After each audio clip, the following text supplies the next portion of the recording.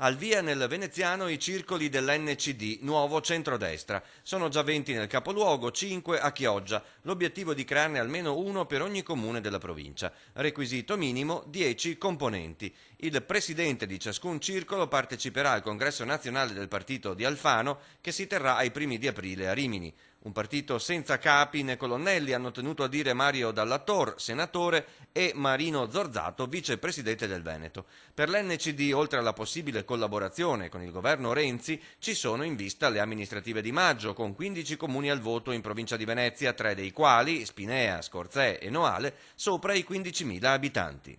Per noi il centro-sinistra, inteso, è l'avversario.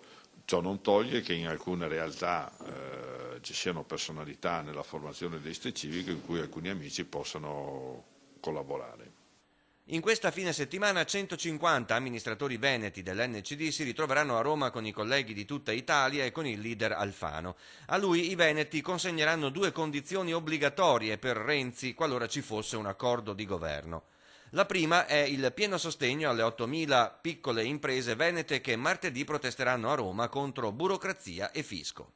Quell'agenda di sopravvivenza della piccola impresa che costruisce economia e lavoro deve essere l'agenda di governo. Noi chiediamo che non si possa discutere del se e del ma. Se non difendi chi produce lavoro, tu non hai futuro. 2. Dobbiamo allentare il patto di stabilità sugli investimenti, soprattutto sugli investimenti finalizzati al territorio, alla salvaguardia ambientale. Se fai questo, dai soldi alle imprese, fai impresa e fai lavoro.